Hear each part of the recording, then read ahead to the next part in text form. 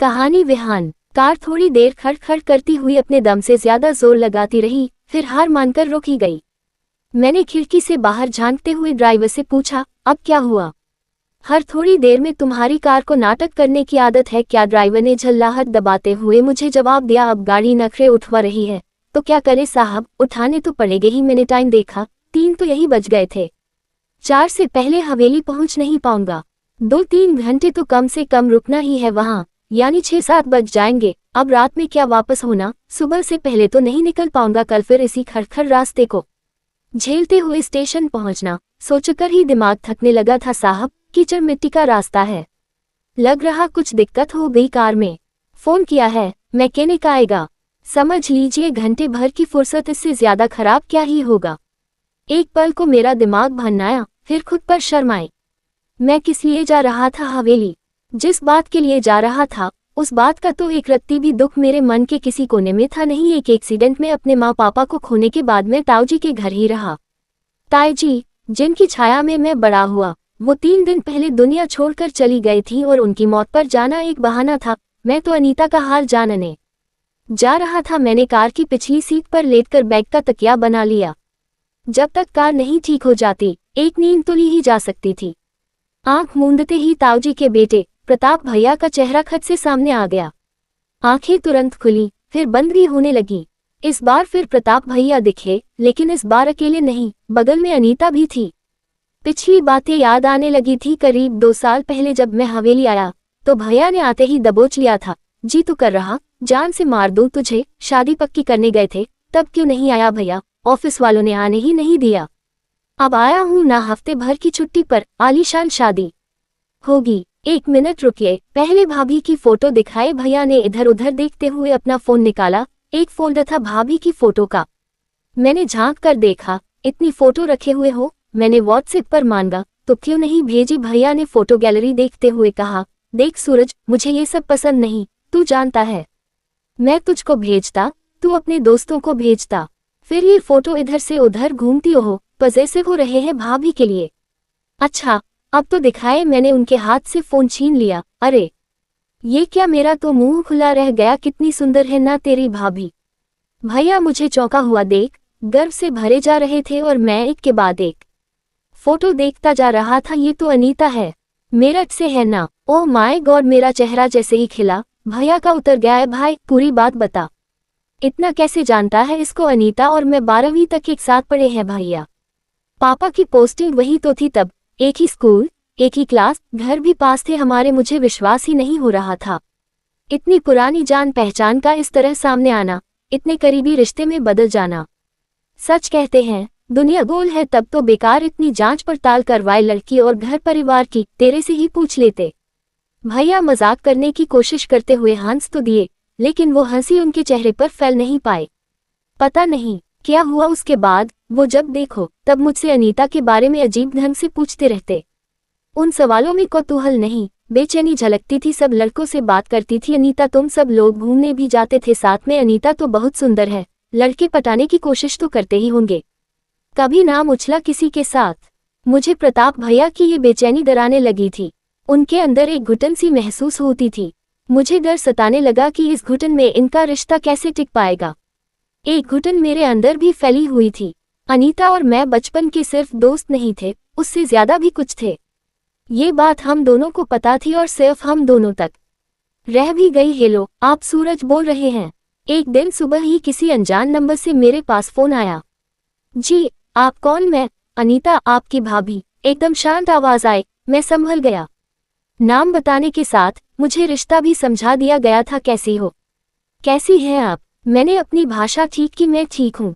इन्होंने बताया कि आप इनके चचेरे भाई हैं। बस आपसे एक रिक्वेस्ट थी। मैं अनीता की इस औपचारिक बोली से खींच गया था। कौन कहेगा कि एक समय में हम इतने करीब रहे हैं कि मैं ये कह रही थी कि आपके भैया थोड़ा पजेसिव हैं मेरे लिए। तो आप वो सब मतलब स्कूल वगैरह की बातें क्यों करते रहते हैं? वो बहुत पुरानी बातें हैं। अनीता बोलते हुए रुकी, फिर बोली, इतना पुराना याद नहीं रखना चाहिए। मैं कुछ भी बोलने की हालत में नहीं था, बस मैंने इतना पूछा और कुछ। उधर सन्नाटा था। वो कुछ सोचकर बोली, हमारी बात हुई, किसी से कहिएगा नहीं? नहीं कहूंगा। और कुछ? मैं रोबोट की तरह पूछता जा रहा था, हालांकि मैं पूछना तो ये भी चाहता था कि जब भैया से छुपकर बात हो रही थी तो उसको मेरा फ़ोन नंबर कैसे मिला था। एक रिक्वेस्ट और थी, आप बुरा मत मानिएगा। मैंने दिल कड़ा कर लिया। कुछ और भी बचा था अभी जी, बताए हो सके तो शादी से पहले आप वापस लौट जाए। मैं नहीं चाहती कि हमारा कभी आमना सामना हो।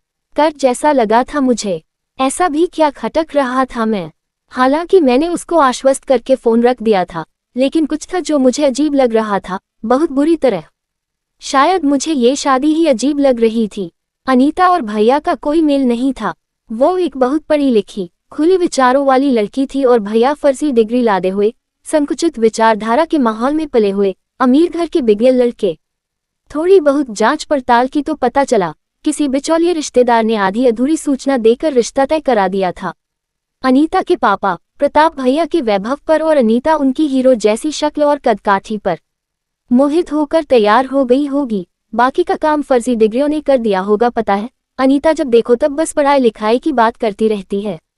अब उसको क्या बताऊं, मेरे तो सारे BA घर बैठे हुए। भैया जिस बात को सीना ठोंक कर बताते थे वही बात मेरे दिल में धुक धुक करने लगती थी। एक बार शादी होकर आएगी न, खुद देख लेगी। इतनी तो गिनती उसने सीखी नहीं होगी कि हमारी दौलत गिन पाए। नौकर, पैसा, जमीन जट्टा, बोरा जाएगी तेरी भाभी। भैया ने भविष्यवाणी कर दी थी। उस दिन अनीता सच में बोरा गई थी। शादी के ठीक चौथे दिन बाद जो वो मायके गई तो वापस नहीं आई। मैं तो ऑफिस का बहाना बनाकर ठीक शादी से एक दिन पहले दिल्ली वापस आ गया था। परिवार वालों से खबरें मिलती रहीं। अनीता किसी भी कीमत पर ससुराल वापस आने को तैयार नहीं थी। फिर करीब महीने बाद एक दिन अचानक अनीता मायके से ससुराल वापस आ गई। भैया का हंसते हुए फोन आया था, अरे बधाई हो, चाचा बनने वाला है तू। हवेली की ये गुत्थी कभी उलझती कभी सुलझती, कभी खबर मिलती। अनीता ने फिर लड़ाई की, मर जाने की धमकी दी। फिर पता चलता सब ठीक हो गया। हवेली एक घर न रहकर जैसे रिश्तों का अस्पताल हो चुकी थी, जहां सारे रिश्ते बीमार थे। बेवकूफ औरत है, ध्यान नहीं रखा अपना। भैया की आवाज दुख की बजाय गुस्से से भरी हुई थी। बच्चा दुनिया में आने से पहले ही अलविदा बोल गया था। सबने अनीता को दोषी ठहराया था। बवाल एक बार फिर जोर पर था। इन सब में मेरी भूमिका एक मूक दर्शक से ज्यादा नहीं थी। बस मैं ये सब होते देख सकता था, कुछ कर नहीं सकता था। इसी बीच एक नई बात ने शोर मचाया। अनीता ने भैया से बात करना बंद कर दिया था, यहाँ तक कि उनके कमरे तक अलग हो गए थे। सारे नौकरों के बीच मेरा मजाक बनाकर रख दिया है इस लड़की ने। नौकर लोग इस तरह बात करते हैं, साहब का कमरा, बहूजी का कमरा, एक बार आ जा तू, खुद देख ले आकर बात इतनी बिगड़ जाएगी। किसी ने सोचा नहीं था। मुझे भी अब ये सब नाटक जैसा लगने लगा था। मन करता था अनीता से जाकर बात करूं, फिर याद आती उसकी न मिलने वाली बात। एक बार फोन भी लगाया उसको, नंबर ही काम नहीं कर रहा था। हेलो सूरज, मैं अनीता। एक दिन अचानक किसी नए नंबर से अनीता का फोन आया। चौंकाने वाली दो बातें थीं, एक तो फोन आना, दूसरा भाभी का रिश्ता याद न दिलाते हुए सिर्फ अनीता कहना, जी बोलिए भाभी। मैं अपने दायरे में ही रहा, मुझे इन सब के खिलाफ केस करना है, सपोर्ट करोगे? मेरे होश उड़ गए थे। अब ये क्या था, घर में भयंकर बवाल करके भी इसको चैन नहीं, अब केस भी होगा और उसमें भी मेरा सपोर्ट। मैं हूँ कौन, आप मुझसे कैसे सपोर्ट मांग सकती है? मेरी फैमिली के खिलाफ। मेरे सवाल के जवाब में मुझे सुनाई दिया सन्नाटा और फिर रोने की आवाज। अनीता एक शब्द भी नहीं बोल पा रही थी और जब बोलना शुरू किया तो सन्नाटा मेरे ज़हन पर छाने लगा था। अनीता की बात माने तो वो नारकीय जीवन जी रही थी। शराब पीकर पत्नी को पीटना भैया के लिए आम बात थी। किसी भी आदमी से वो बात कर ले तो भैया पर भूत सवार हो जाता था। शादी के तुरंत बाद ही भैया की कुछ हरकतें अनीता को नागवार गुजरी थी, तभी वो मायके से आना नहीं चाहती थी। फिर तुम वापस क्यों आए? वहीं रहकर विरोध करती, तलाक लेती? मैंने रूखे ढंग से पूछा। मैं उसकी बात आसानी से मान नहीं पा रहा था। मैं नहीं आना चाहती थी, तब तक पता चला कि प्रेगनेंसी है। मुझे लगा शायद सब ठीक हो जाएगा अब। वो रुककर बोली, ठीक भी रहा कुछ दिन। फिर मेरा एक कज़न आया मुझसे मिलने। उसके जाने के बाद इनको लगा कि मेरे उसके बीच कुछ गलत रिश्ता है। इन्होंने बहुत मारा मुझे। मेरा 7वां महीना चल रहा था। वो फफक कर रो पड़ी थी। मैं कुछ भी कहने सुनने की हालत में नहीं था। ये सब न सच लग रहा था न झूठ। उसी वजह से, मतलब मारपीट की वजह से? मैंने झिझकते हुए पूछा। अनीता ने हामी भरी। हाँ, इनकी सनक की वजह से सब कुछ खत्म हो गया। मेरे मायके वाले तब भी कहते रहे, एडजस्ट करो, सब ठीक हो जाएगा, लेकिन कुछ ठीक नहीं होगा, मुझे पता है। मैंने उसकी बात सुनकर थोड़ा बहुत समझाकर फोन रख दिया था। मैं सुन चुका था, मानना अभी बाकी था। घर के अंदरूनी मामलों की सच्चाई जिनको पूरी तरह पता हो सकती थी। मैंने उनका दरवाजा खटखटाया। हवेली के पुराने नौकर बुधिया को फोन करके उनका विश्वास जीतकर अंदर की बातें उगलवाईं। जो सच निकलकर आया वो इतना कुरूप था कि सुनना मुश्किल था। अनीता उस सच को जी कैसे रही थी। उसने विरोध का नया तरीका निकाला था, अलग कमरा चुन लिया था। मुझे लग रहा था इतिहास अपने आप को दोहरा रहा था। यही हालत ताईजी की थी। बात बात पर ताईजी लताड़ दी जाती थी। मैं छोटा था, समझ नहीं पाता था। ताईजी के हाथ, गर्दन, चेहरे पर उभरे निशानों का मतलब मुझे बहुत बाद में समझ में आया। वही मारपीट की परंपरा भैया भी निभा रहे थे। भैया से कुछ कहा नहीं जा सकता था। अनीता का तलाक उसके माँ पापा होने नहीं दे रहे थे। अनीता मुझको अक्सर फोन करने लगी थी। अब सहा नहीं जाता, लगता है मर जाऊं। एक घर में रहकर अलग अलग रह रहे हैं, तब भी चैन नहीं है।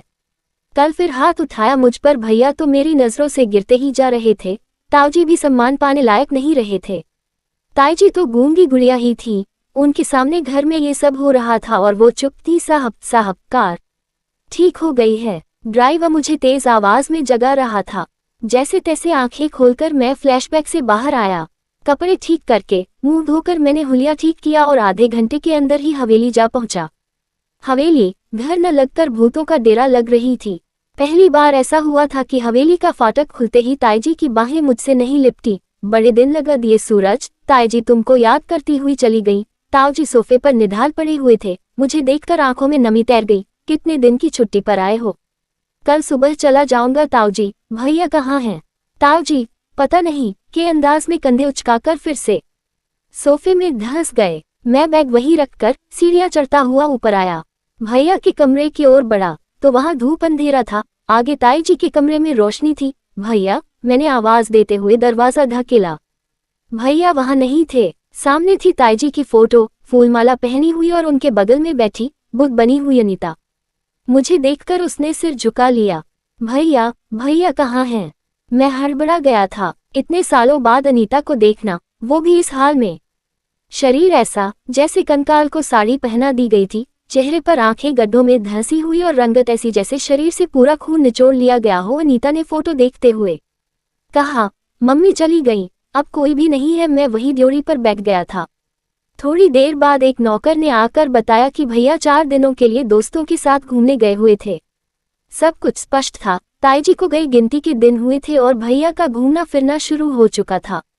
अनीता की हालत बता रही थी कि जिस तरह अधमरी हालत में उम्र बिताकर ताईजी ने दिन गिने, वही अंत अनीता का भी होना था। मैंने एक बार फिर अनीता को देखा। साथ बिताए दिन, महीने, साल एक साथ आकर खड़े हो गए। खाने के लिए नहीं पूछोगी? मैंने वही ड्योरी पर बैठे हुए पूछा। वो चौंक कर उठी। हमारी नजरें मिली। हजारों सवाल उठे, चुप हो गए। बुधिया काका मेरा खाना लगाकर मेरे कमरे में ले आए थे। धीरे धीरे बोलते हुए उनकी आंखें टपकने लगी। सब हमारी गलती है साहब, हम ही गोली की बोतल लाकर दिए थे मालकिन को। मतलब खाना खाते हुए मेरे हाथ रुक गए। सारी गोलियां खा के सो गई मालकिन। बहुत दुखी थी। वो फूट फूट कर रो पड़ा था। मेरे हाथ में पकड़ा निवाला थाली में छूट गया। ताईजी की मौत फूड पॉइजनिंग से हुई, ये झूठी बात थी। ताऊजी ने अब तक उनका जीना इतना मुश्किल किया हुआ था।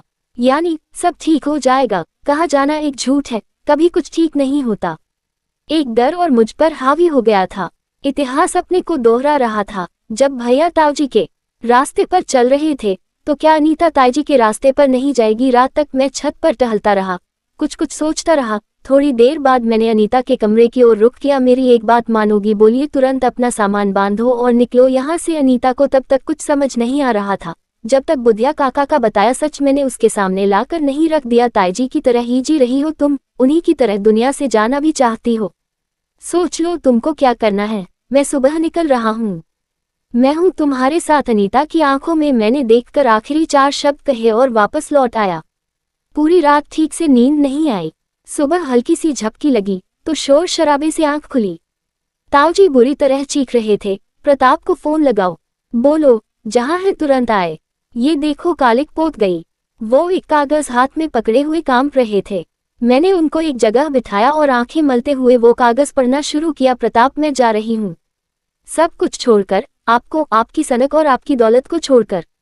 मुझे ढूंढिएगा नहीं। तलाक के कागज जल्दी मिलेंगे आपको। अनीता, मैं सन्न रह गया था। इस कदम की, इस हिम्मत की उम्मीद मुझे उससे नहीं थी। जब यही करना था तो इतने साल किस बात का इंतजार कर रही थी। बुधिया काका ने मेरा कंधा थपथपाकर मुझे कमरे में आने को कहा। ये चिट्ठी आपके लिए दे गई है बहूजी। एक बंद लिफाफा थमाकर काका तेजी से बाहर निकल गए। मैंने कमरे का दरवाजा अंदर से बंद किया और वो चिट्ठी पढ़नी शुरू की। सूरज, मैं जा रही हूँ, अकेले अपनी बची खुची हिम्मत बटोरकर। तुम्हारे सवाल ने मुझे सोने नहीं दिया। जवाब यह है कि न मुझे मम्मी की तरह जीना है, न उनकी तरह दुनिया से जाना है। मम्मी मुझे वो रास्ता दिखा गई हैं जो मुझे बहुत पहले चुन लेना चाहिए था। तुम सोच रहे होगे कि ये हिम्मत मुझ में पहले क्यों नहीं आई। उत्प्रेरक समझते हो न, कैटलिस्ट किसी धीमी प्रक्रिया को तेज कर देता है। तुम्हारा सपोर्ट, तुम्हारे कहे वो 4 शब्द, मैं हूं तुम्हारे साथ, ये मेरे लिए उत्प्रेरक का ही काम कर गए। आज मेरे लिए नई सुबह है। ये सुबह तुम लाए हो, अपने नाम विहान को सार्थक करते हुए। विहान का मतलब भी तो सुबह ही होता है न। फिलहाल तो अपनी मंजिल की ओर खुद बढ़ूंगी। जहां कमजोर पड़ी तो तुम्हारी तरफ मुड़कर देखूंगी, मिलोगे न वहां। अनीता, मैंने चिट्ठी मोड़कर अपने सूटकेस में छुपाए, अपना सामान पैक किया। मेरा भी निकलने का टाइम हो रहा था। बाहर शोरगुल बढ़ गया था। प्रताप भैया वापस आ गए थे। मैंने चिट्ठी सूटकेस से निकालकर छोटे छोटे टुकड़ों में फाड़कर पानी से निगल ली। अपने फोन से अनीता का नंबर डिलीट किया, सारी चैटिंग, कॉल डिटेल्स, सब कुछ। कमरे से बाहर निकलते ही छानबीन मेरी भी होगी। मुझे पता था चिट्ठी फाड़ने का दुख था, जिंदगी का पहला प्रेम पत्र था। फोन नंबर डिलीट करके दुख नहीं हुआ। मुझे यकीन था अब तक अनीता अपना फोन नंबर बदल चुकी होगी। और मुझे ये भी यकीन था कि कुछ दिनों बाद एक अनजान नंबर से फोन जरूर आएगा और मुझे ये आवाज जरूर सुनाई देगी, हेलो, मैं अनीता।